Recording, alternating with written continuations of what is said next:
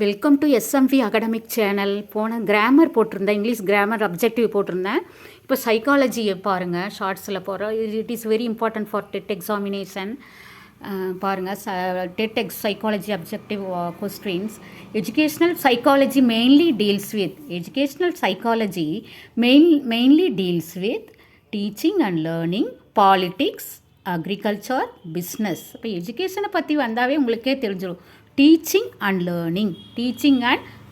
Educational psychology mainly deals with teaching and learning. The process of change in behavior through experience is called. Next question.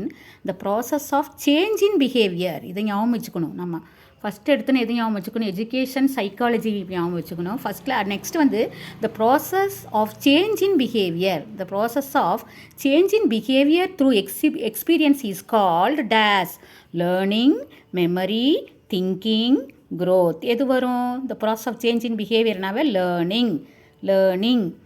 The father of behaviorism is dash Watson, Freud, Skinner, Pavlov. யார்? பிஹேவியரிசம்னு ஞாபகம் வச்சுனாவே Watson. Intelligence is ability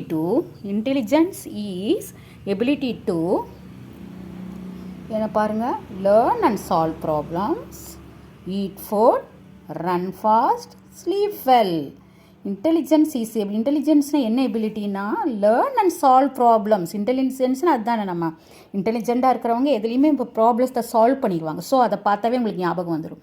அப்போ learn and solve problems. Intelligence is the ability to learn and solve problems.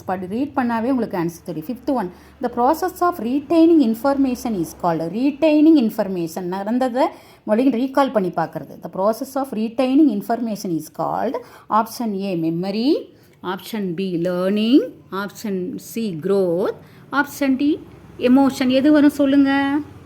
Retain பண்ணுறது ஞாபகப்படுத்துறது தானே. So answer என்ன வரும்? Memory. Okay, thank you. see again. Subscribe பண்ணுங்கள், ஷேர் பண்ணுங்கள். தேங்க்யூ.